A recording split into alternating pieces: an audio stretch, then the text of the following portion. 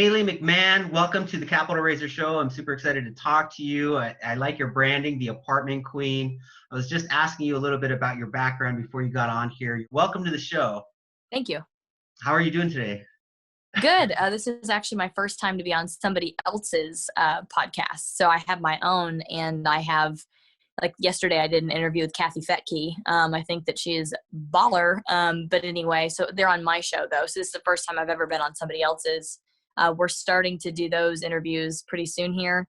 Have you ever heard of Paul Moore by chance? No. He has a book called The Perfect Investment, and that's something I give to all my passive investors that invest because, or if they're considering, like for example, they give me like an investor suitability questionnaire and they're seriously considering investing.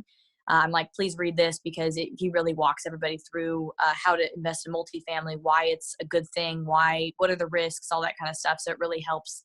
There really isn't like an education program out there for passives besides some of the gurus, but all they want to do is just take their money eventually. Anyway, I'm like, here you go. Like, even if you don't invest, like take this. And I'm going to be on his show in a couple weeks. So I'm a little excited because I'm like, I read your book, Yeah. That is exciting. Tell us about your podcast. Is it an audio only podcast?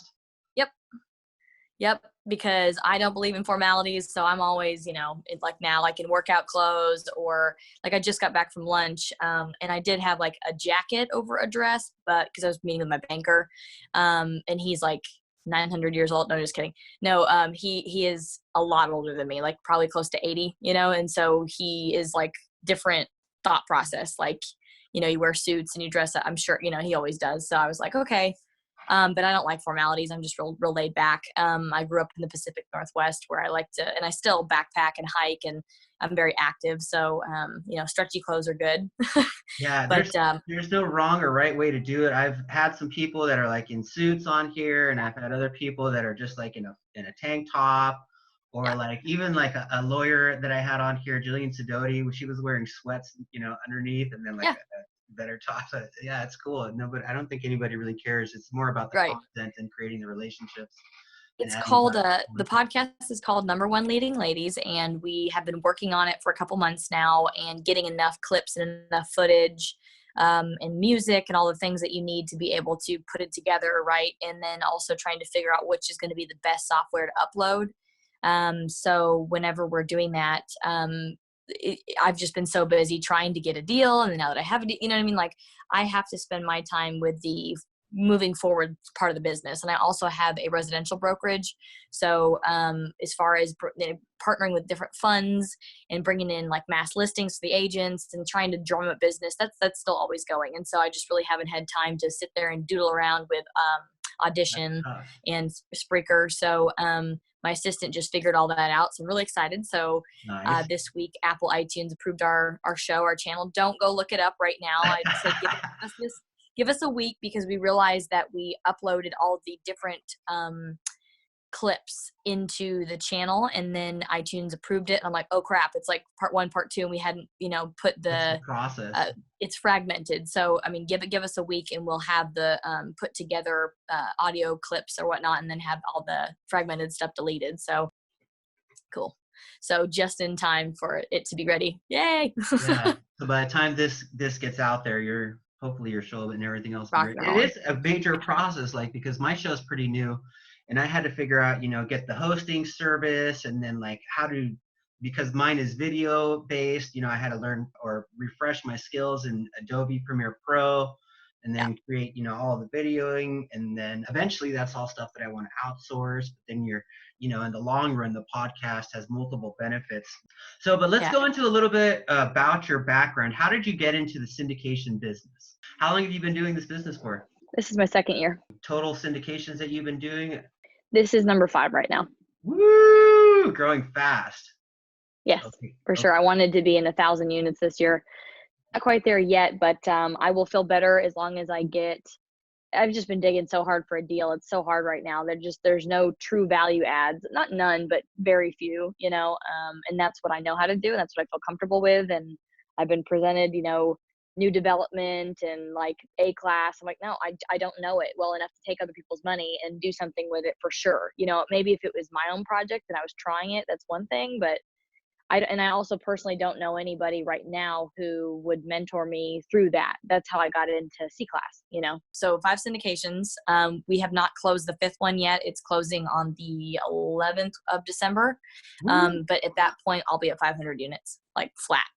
I guess I get asked this question a lot, and I'm trying to like shorten the answer because it was a lot about changing mindset, you know, and I feel like when I talk to people, regardless of if you're trying to do something different than you've ever done or whatever it is, you're going to make a change or take that leap or, you know, become self-employed or whatnot, you know, it's all about mindset, you know, so I feel like I need to explain to people like the trajectory, you know, because a lot of people I think have the same thought process, and somewhere in there a couple different times I'm trucking along and I'm like, okay, this makes sense, incrementally going from here to here to here. And I'm someone that learns really fast. Like I am a total sponge. I've been single for 6 years, so all I do is go to conferences and read. And if I could flip my phone around right now, but the case is all perfect, so I'm not going to do it. I have shelves and shelves of books, you know, and audio books, and I love to meet people and meet mentors, and I soak it all in. You know, so when it comes to like the changing of a career path, you know, your mindset and then also learning is really important. But I kind of leaps and bounds learned, I think, faster than the average person because I learned something in 3 months. It's pretty much my time frame about like learning how to do things because I'm so hungry for it. And then I go, okay, there's got to be a little bit better way to do this, a little bit better way to do this, a little bit more efficient, a little bit more cost effective, a little bit more, you know, because I'm trying to preserve my time and energy in everything that I do. So then you figure out how to tweak that. So that's kind of how it went from initially working for somebody else. And I was a sales rep. So I have been in a business where essentially you're paid on commission. There is no salary. You have to go out there and go get your bread. You know what I mean? And so as far as doing something new, that process is scary, but as far as like making money, that didn't hold me back. That wasn't something I was like, you know what, I can always go bartend, whatever, I don't care. But I hadn't quite read the Kiyosaki books, Cash Flow Quadrant or Rich Dad Poor Dad yet, and so I didn't understand basically what it meant to be a BS.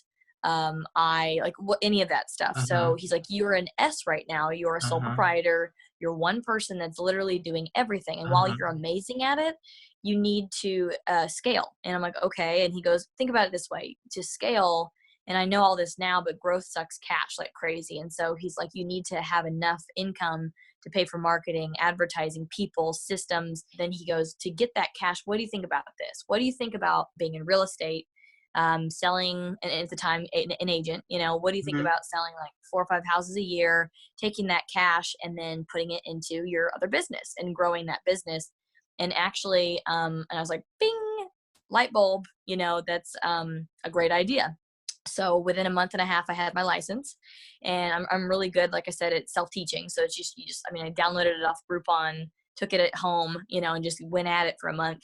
And got my license and started off small and just started off actually with apartment, not leasing. In Texas, you have to have your license to be an apartment locator. So you help people find apartments, and my niche was super high-end luxury high rises in uptown, downtown Dallas, because those guys would pay out 100 to 200% of the first month's rent for a finder's fee, essentially.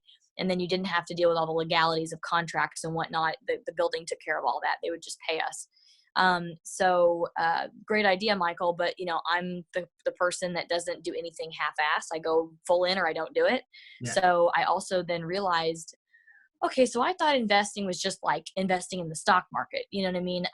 That's the only exposure I've ever had to what investing could be. And I've realized as I got into real estate and got involved with a couple of networks, Propelio Network, there's a bunch of different like kind of smaller masterminds around Dallas Fort Worth where some people are the note buyers and some people are the assignment people and some people wholesale, and there's all these different techniques. But basically that I could do more than just be an agent also. So I kind of learned those things. So while I did kind of quickly go from the apartment leasing, I hired an assistant, a VA, and I taught her the system that we needed to use to close deals. So then we got up to 10 or 15 closings a month. And then I was like doing that for like 2 months in a row. I was like, okay, I'm bored. This is stupid. Like, I'm not going to start a company of my own doing this. This is not like a long-term thing. I don't want to do apartments forever. So then I go, okay, what's the next thing? Like somebody that lives in a high rise, next thing you're going to want is a really snazzy condo in uptown, downtown. So then I started doing that, and I did 2 condo sales, and I hated it because it was just super complicated with the HOA, and the building has to have so many reserves and all these stupid rules. And I was like, ah, so it just made closing very stressful. And again, I'm trying to preserve my time and my energy as much as possible. So I was like, well, that's not it. Next. So then I started doing residential homes, like kind of in the 500K range. So they're, luxury, entry level luxury. And that was going okay. But then over time, I was selling 1, 2, 3 a month or so. And, again, preserving my energy and time, I'm getting calls at 6 a.m. for people wanting to talk about their loan, and I'm like, call the loan officer at 9 a.m. when their office opens, because I can't even answer those questions. Like, why are you blowing me up? And so it was, but I had to answer because it was their first home, or it was a life change or something. And so it's an emotional decision for them. And I really didn't like how emotional it was. So I was like, okay, so there's got to be a better way. So then the next thing I was like, okay, maybe like commercial, or no, I'm going to manage my own thing where I'm not representing anyone anymore. I'm going to do, so I did a house flip.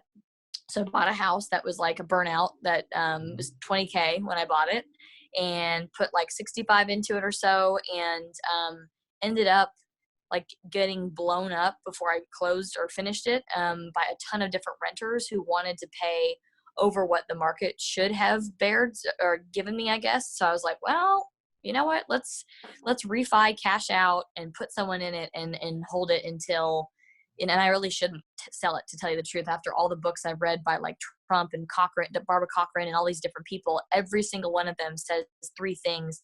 They say, long-term hold things. If you can, hold on to it.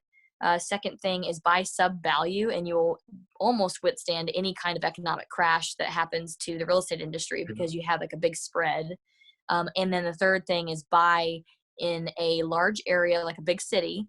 And it's okay to overpay as long as it's architecturally unique. And that's something that, it's a really cool building, or it's in a really great historic area or something like that, you'll always be able to make your money back. So, knowing that, I was like, I'm going to hang on to it. I mean, whatever. So we'll see if I want to sell that, because the tenant that's in there is just like, his company pays all the bills and they pay ahead of time. And he is so easy. He takes care of the lawn. It's him and a dog, in a 3-bedroom house. So I'm like, go for, whatever, sure. So then the process though of flipping that house was one of the next most stressful things I went through, because I was dealing with these contractors that, I thought if we set up a contract, I thought if it had listed, all of the, for the most, so I had someone in that community who had done a ton of flips there. And so I kind of went to this person and said, okay, what's next? What's next? What's next? And they're not a detail oriented person. That was the problem. So if I had shadowed or been a mentee, if you will, of somebody that was highly detail oriented and didn't cut corners, then that would have been the right person. And that's actually the person in that community I ended up working with. I stopped flipping, but I started selling him multiple lots, and then he would build, and he does such a quality job because he's so meticulous that they sell in like 2-3 days. Before you even put any kind of like sticks in the ground, he started having them sell. So then he no longer, needed me as an agent at that time to sell them. But this flip house was just absolute hell. I was like, okay, I have enough money to pay the contractors this, and I even would like, leave an extra amount just in case, because there's always that just in case. I heard that, but getting them to finish the job, and I would never even pay in full, but like every Friday, like clockwork, it's like, hey, I need drug money because it's Friday, and it's like, well, guess what, bro, like the plumbing doesn't work, or guess what, like the lights don't turn on, or guess what, like you're not getting anything. And I was like, why am I babysitting grown men? Like, I'm literally paying you thousands of dollars to do your job. It didn't compute. I was like, what? Like, I'm not doing this anymore. I'm not babysitting people. I don't like being micromanaged, nor do I like micromanaging. So, again, I was like, there's got to be a better way. So I actually started getting involved with Propelio. They're a free investor education network in Dallas, or Arlington, Texas, but Dallas-Fort Worth. And Ryan Harper was super cool. I mean, he's like a brother I've never had. He reached out to me and said, okay, so you're starting that transition from that mindset. You're changing yourself from a rep to a sole proprietor or, you know, a business owner, or however you want to scale that flipping business. And I got to kind of walk people through the lessons I learned and the hardships and how to set up the contracts correctly. And if someone threatens you with a lien on your house, you can actually put a bond on the house and get around it. If, like, all these different things that I learned that were highly, highly, highly stressful to me at the time, because I'm getting threatened and all this stuff. But now I want people to have peace in that you can do a business venture and work with these subcontractors that, you know, may be a pain in the butt, but there's a way to work it out and deal with it and prepare yourself ahead of time and structure things so that, you know, you're protected. And so I like teaching too. So that was cool to be on that show. But they also have meetups. They used to have one meetup a month. And that meetup is basically a giant social happy hour. They pay for the booze. They have Chick-fil-A. Tons of people come. You have vendors from contractors to software companies to people that help you find pre-foreclosure properties. I mean, note buyers, everybody in there does some different type of investing. So it was really cool to be around all these people that had different ideas on, it didn't necessarily mean like you had to flip a house. You could flip a note and not deal with the actual property. You could assign a contract, make a fee. You could, I mean, all kinds of different things. So that was good to be around. But my personality is the 30,000 foot view visionary CEO. So I'm the person that sees everything from 30,000 feet above. I'm a manifester. I know what's going to happen in 30 years, 10 years, 5 years, whatever. I may not know like the steps to get there, but that's why I need detailed people in my life. So I'm always a big thinker. And so I, again, was like, there's got to be a better way to flip these things, you know, in mass volumes or, you know, partnering with people. I don't know. So at one of these Propelio events, the last speaker of the night was Will Crozier. And so there's a picture I have of him speaking that night, actually, that popped up in my timeline, you know, like, remember this moment? Yeah. And I remember posting it and I was like, this moment changed my life, like, forever. So he is not a guru type person. He doesn't even take on mentees. He doesn't, nothing, you know what I mean? No fees. He's like, I'm just over here doing my biz, you know what I mean? And if by chance you come into my life and we can kind of help each other out in some way, okay, sure, I'll teach you what I'm doing every day. That's fine. But he's just real laid back and kind of like reserved and quiet. And his on the agenda for the night, it said Will Crozier, 780 million assets under management in 8 years. And I was like, boom, that is me right there in 5 years. So I got to meet this guy, but I listened to his speech first, obviously. And it was really just kind of his humble beginnings, you know, from living in California and living in his car and living in his first complex that he bought. And then 1031ing, you know, I think it was like 4 or 5 times, making like a 2,333% return on the initial investment. And those investors stayed on board as he flipped. So again, it was explaining economies of scale and explaining, you know, the scalability of exactly what I needed at that moment, how to do the houses times 50, 100, you know what I mean?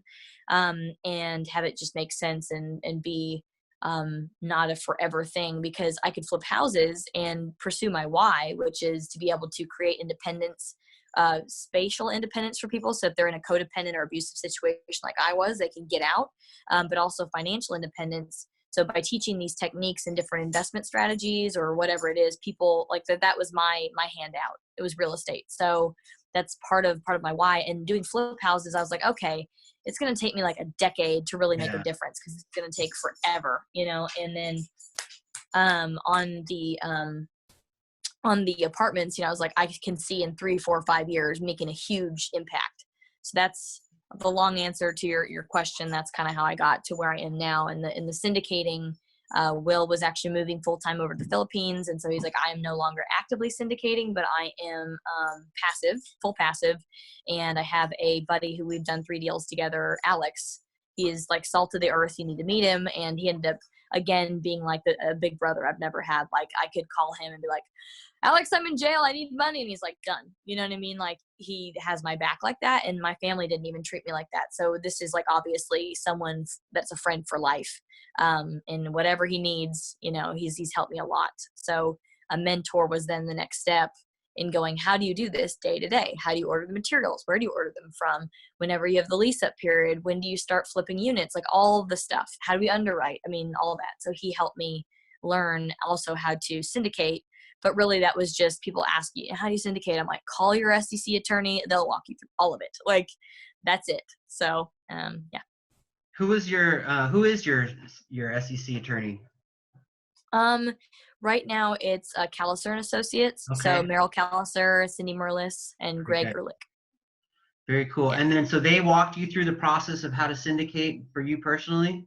Yeah, when people ask that question, I'm just like, just call an attorney, because I could sit there and talk about it, but they'll have specific questions. And I don't remember all the specific details, and some of them are situational. Like some of them are like, okay, so this person called me and they live in this state, but they have a bank account that's US based, and then they will know the answers of like, can we legally raise money this way or not, or whatever. Yeah. And then Those Duke and guys Kelly is my syndicate other themselves. favorite. Now they do, yeah. So it's actually cool because Merrill was saying when, obviously when they worked with me, that was kind of when they first started, like the light bulb where they're like, oh, we can do this too. But they would, he even said this several times. He's like, it would be such a pain in the ass when you have hard money day one and you have a client that wants to do pre-diligence stuff and you have to build it in the contract. And then, they have to go through this process and, underwrite multiple times, making sure your assumptions are all lining up and all this stuff. And, he's like, what a pain in the butt. But he's like, but once I started doing it and it was my money and my investors' money and my deal, and it's like, I understand how important it is to do those things, though it is a pain in the rump, and not legally necessary at all. It really is, so he's like, now I get it, so yeah, I'm glad he does. And then, so walk us through your first deal. So you partnered with this guy, Alex, right? Who is no, so he just literally stayed in the background. He just was like, hey, get going. And if you have questions, call me. Or like, you finish for example, he's like, you're going to need to call now that we have an LOI accepted. Then we need to go into the redlining period, PSA. So that's when you need to call your SEC attorney because they're going to write up those contracts. Purchase and sale agreement is PSA.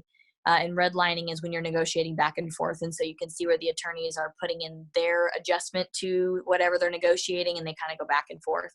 And then like obviously after both of us mutually agree on all the terms that are in the PSA, then you go into, depends on if you have hard money or soft. Luckily my first deals were soft money or soft earnest money, just like a normal house. Mm-hmm. So meaning you had certain items that if this was wrong, you had a way out to get your earnest deposit back.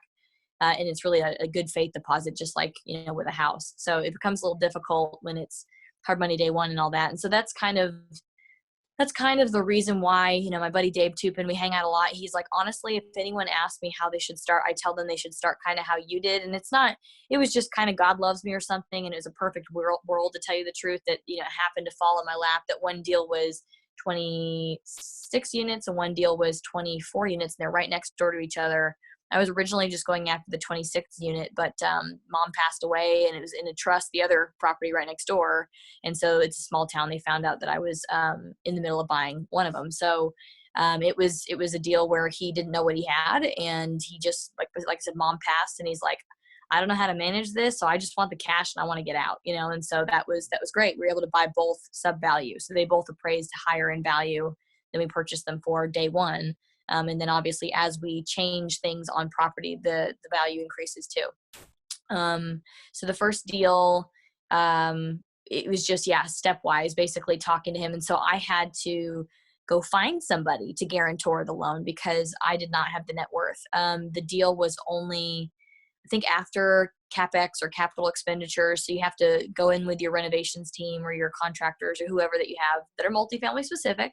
And you go, okay, from a surface level and or, actually once we were in due diligence, we were actually able to look in the lines and go like snake all of the plumbing and look at the roof and do more, look at the guts, I guess, of the deal, but figure out what the estimate of all those repairs would be, and then be able to figure out what we need to budget as far as like the raise, the loan amount, all that stuff. But the loan amount grew, I think, from the original purchase price was $679 or $675, and then I think we put in like $30K CapEx, so it was a little over $700 for the total loan amount. So basically, we had that so the loan was acquisition and development. This was a normal bank loan. It wasn't a non-recourse loan, which I prefer now. But those deals have to be $750,000 plus to be able to qualify. we could have done one blanket loan for both properties, but I wanted to have them completely separate. So if we could sell one, I don't want to just like, oh, you have to buy both or you can't, or we can't sell. No, like buy it. If you're going to give me the price I want, buy it, you know? So we did 2 different deals. And so basically I needed 2 different guarantors as well. So that was tough, that I was doing 2 loans, 2 different insurance policies, 2 different like, CapEx budgets, 2 different everything, you know. We did put them under one property manager because they're right next to each other, and use one supply company and some other things. But anyway, so the first deal, I guess that's what David said. He goes, I would suggest someone, if they want to get started, to start smaller. And like, he lived in his first one. This is not in my like very backyard, so it didn't make sense to live in it. But I mean, if you could, in a perfect world, get, 20, 30 units, something like that, and then be able to either live there or be able to be there all the time and essentially self-manage. He said that that's how he learned kind of what to look for in a property manager and what works and what doesn't. For me, again, I do a lot of book reading. And so I read like 4 or 5 books on property management, and ended up finding out that the person that was recommended to me in that local community by another owner who like owns property there, that they sucked, and I'm someone that really likes, I don't like to micromanage. I just want to know someone has systems in place, they're organized, they see the big picture, and I can just check in with them and make sure they're like following essentially pro forma, but not where I'm teaching them and I'm guiding them and I'm doing their job for them, because I have other things to do. I'm not going to pay you 5, 6, 7, 8% of my gross for me to teach you stuff. Sorry, it's just not happening. So I ended up firing everybody once we took over. Basically, I was like, this is not happening. Hired a new property manager, a new maintenance man, new everything, and new front desk gal, and we have a regional that kind of is over both. And anyway, but so I mean, I guess you could say that's scary, but shit happens. What did you end up offering to your loan guarantor to make them want to work with you? So that was an interesting thing too, because it was actually her first syndication. She owned a ton of single family, long-term hold rentals, and was selling them off and just sick and tired of dealing with the toilets and tenants and whatever, and wanted to get into multifamily, but didn't. Like, she had done REI Mentor with Dave Lindahl, and I, because of my abusive past, like, I can't be in a business loving any kind of relationship where somebody says, here's your one option, here's how we do it. It's like, no. There's 15 ways to skin a cat. Like, let's look at the economy, let's look at the laws, let's, and then figure out what actually works. And, I just don't like someone giving you a format and saying this is the only thing that works, because that's a bunch of BS. So I never joined a program. I found a mentor that had already done it, and then they were kind enough to me to teach me things, and still to this day is still available. Like, if I'm like, okay, so I want to bring in extra laundry income, or if I want to put in a coin machine, or if I want to whatever, where do you buy it from? And he's just there. So she when we were kind of negotiating, actually the deal fell apart like 3 times, not officially, because I didn't tell the broker, you know what I mean? I'm like, shoot, I can't raise, and shoot, the guarantor left, and shoot, because I had somebody that was going to guarantor with like a $5 million net worth. And so it was way over and above what we needed for the deal, because he owns a bunch of hotels, but his credit score wasn't good. So he didn't qualify to be a guarantor. I'm like, crap. So your credit score, at least for this bank, had to be a minimum of 650. And I think it's probably standard. But, and by the way that they lend is on the property's income and not on your DTI or debt to income ratio. So if you have people that have experience, they have the net worth over the deal amount, plus between whoever is the management team, if we can pool our liquid cash in our accounts together to equal 10% of the loan amount post closing, it's still in our accounts, then like, it's like all those 3 thumbs up, it's good. So it was, I mean, it's literally like the hardest thing I think I've ever done, to tell you the truth. And I raised all the money by myself. That was so hard, because I had these people who for years, I'm like, you're the surgeon, you're the attorney, you're the people that like, I know you have buku bucks and you already invest. Like, one of my friends gets on to, what is it, like crowdstreet.com. And then there's like another syndication website, and he just dumps money in these random people's investments. Like, his investment portfolio manager is like, okay, here's a spread of stuff you need to just go put places. And he just does. And I'm like, well, why not invest with me? You know me, and you know that I'm honest. You know that I went to A&M. I don't lie, like all these different things anyway. So, but I didn't nearly get to raise as much as I thought that I would. I had to really work hard, to have them believe in me. And luckily there was people that believed in me as a person And that was actually something Creighton said. He's like, I've seen you at your super low points, after your engagement was broken off and that didn't work. And then you're in a depression and and then working for someone and starting your own thing. And he's like, I've been watching you progress over time, and I want to be a part of that upward trajectory. So we invest in the people that we believe in, honestly. And he's like, some deals go well, some deals don't. So he's like, the ultimate investor, because he's just laid back and understands anyway. So yeah, it was like the hardest thing. But to answer your question, what did I offer her? That was something that was hard, because the industry average right now for someone to come in and guarantor a loan is 20% of Class B shares, 20% of acquisition fee, however you want to split it, but about 20% of whatever it is, that's industry average. And so then I was like, okay, can you do this? She goes, yes, I'll do it. And then she backed out. And then, so I had this person, and then he didn't qualify. So then I found this other person, and then she said, I'm in. And then we got her qualified at the bank, and then she backed out. And I'm like, oh my God, like, are you kidding me? And this is all in due diligence while, we're just trying to like check with the property and anyway. And so, but we had to negotiate is essentially what it came down to. And I was like, hey, give me a call and just tell me, like, what do you want? Like, best case ever. What do you want? Just tell me that, you know what I mean? And we'll see if we can figure it out. And so I pretty much just, at that point in time, because it was my first deal, I was willing to be super, super generous. I didn't care. And I knew it was going to be a recourse loan, and I couldn't do it without her. So I just told her that. I was like, I can't do this without you. I really can't. We have Alex to call anytime. Anything that's going wrong, or we have a question, honestly, the professionals that you hire, they're our first line of defense.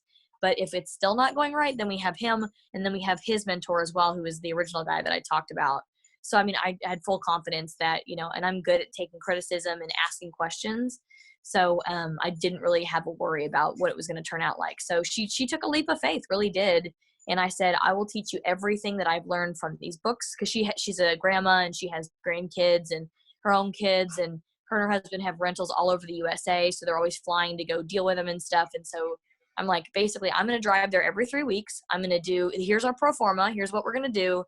And my job is to manage the managers on the property, make sure this gets done, and you are welcome to come out there with me every month, every other month, whenever you can. But I'll teach all this to you, put you in all the emails, like, so that you learn, so that once we do this and it trades, then you can do it again on your own and replicate it, or do it with me again, or whatever. And so, so we ended up agreeing, if you want to talk real numbers, I think she said best case, like, I want 70%. And I was like, wow.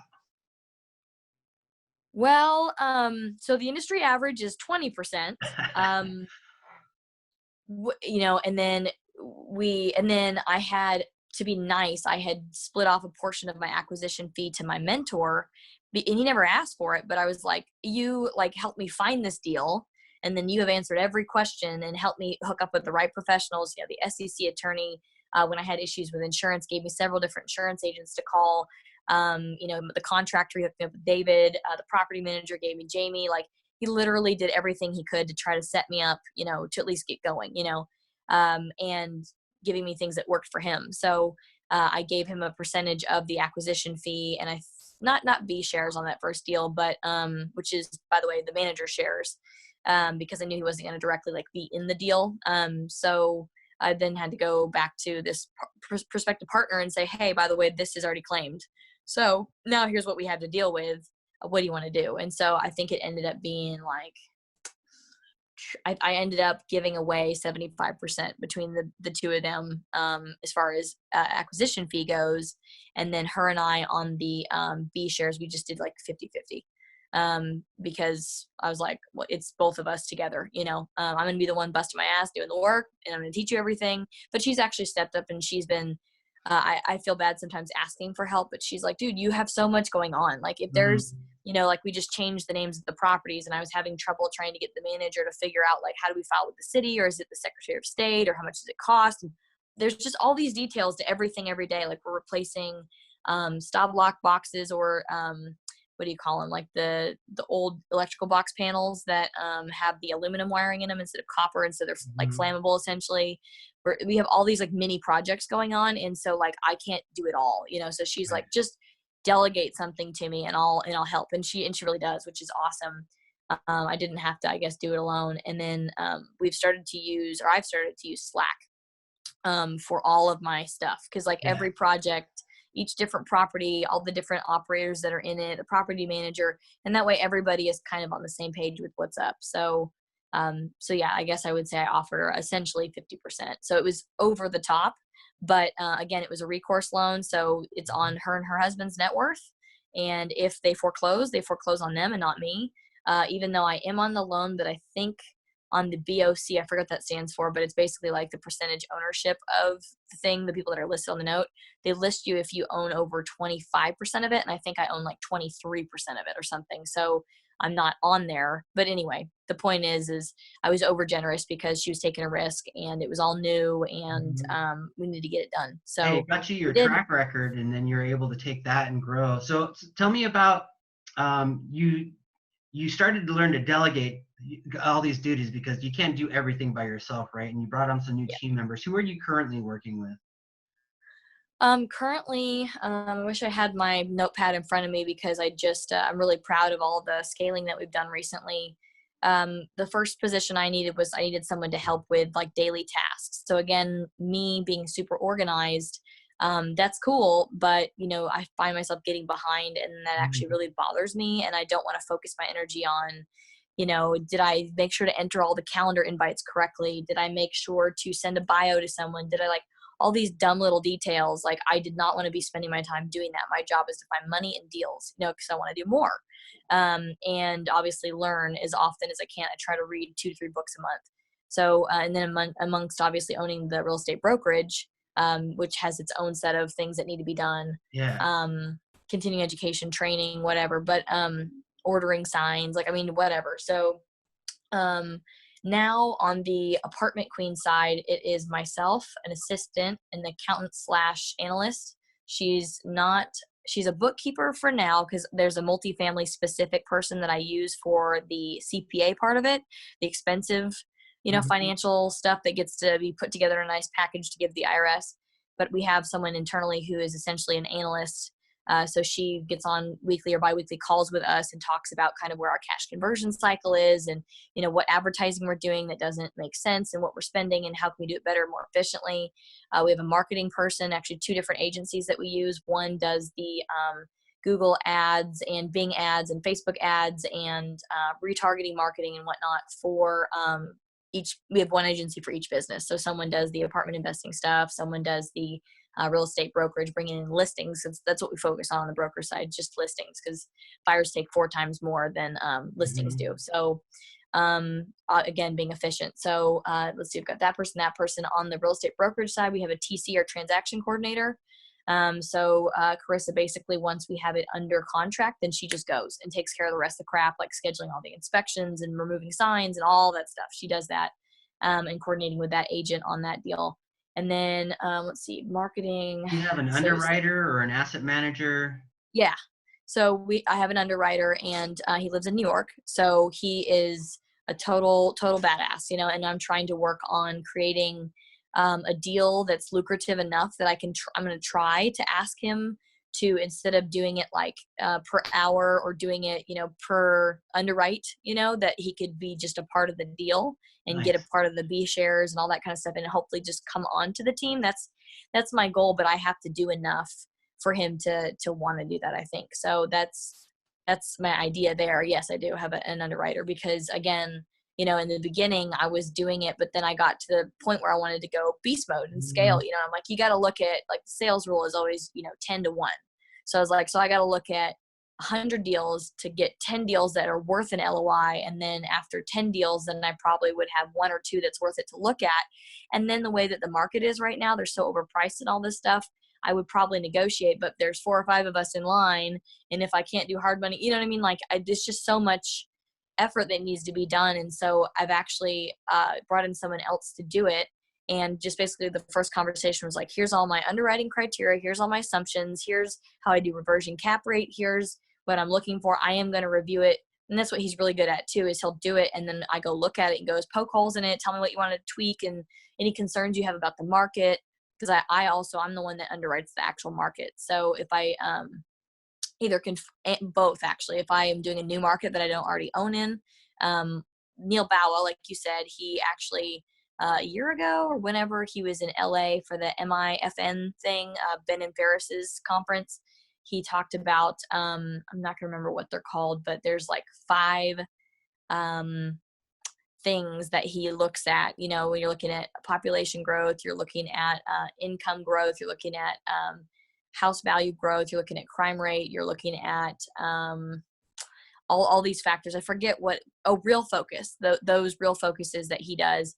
So I run that on the deal myself, and then him and I sit there and discuss, okay, here's the deal looks good. We've got, 11% cash on cash returns, but, the growth is under 30%, and for under quarter million, population density, that's not really ideal because we need to make sure there's growth. So anyway, so him and I sit there back and forth and have conversations. And not only can I not afford it, but, it's just a waste of people's energy to be underwriting 100 deals a month. That's stupid. So now I had to be really tight about what my criteria is. I've just had to tighten down and say no a lot. I mean, I get deals all the time. And I'm like, this is not a true value add. This has 10 units left to flip. No, or whatever. So now I'm working on having the face-to-face conversations with certain brokers that I like, seeing them on a regular basis. And like right now, I'm going to go see my buddy at Marcus and Millichap tomorrow. We're putting together a broker price opinion on my first 2 deals that I did, because we're looking at selling those pretty soon. And I told him what my target is, and he has all the stuff. So we're going to meet about what we can do or what needs to be done or whatnot, and also talk about some new deals. But having that FaceTime, I think, really makes a difference with when I say, like, here's my criteria. I know you're going to sit there and go, oh, that's tough. And I'm like, that's fine. If I look at 1 deal a month that fits that criteria perfectly, I'm good for it. I can close, I can raise, I can find partners or take my old partners and get them to come back and do another one with me. We're good for it, but I just need the right deal, because we need to buy some value right now with the market the way it is. So we have a couple that may work, and he's shown me things that meet my criteria. But again, focusing on those relationships face to face, so that instead of just sending me everything you got, you only send me what fits exactly, my criteria. Are you investing primarily in Texas, or are you looking at other markets? Yeah, so I did a deal with 3 other guys in Phoenix. We closed in August. Yeah, the very end of August, the flats at 2030. So that was not an accident. That was not a plan of mine. So my plan was to stay hunting in Texas, but it just so happened that this deal came across, and I looked at it, and they all have great track records. And so they were super, super generous to bring me on to the team to help them with fundraising and to help with creative ideas. There's a little bit of crime issue there and some other stuff. So, anyway, so I've learned from them. So that was amazing of them to be able to put me in a 236 unit deal and learn a different way, using the same contractors, the same attorney I use, and all the same people, but just it was a different format of a deal. It was a different market. It was anyway. So I was like, you know what, I'm going to jump at it, because honestly, all I want to do is learn. And even if my percentage of the general partnership is 1%, I don't care. I just want to learn and obviously create that track record. So that was kind of an accident, if you will, but I'm hunting in Texas. Yes.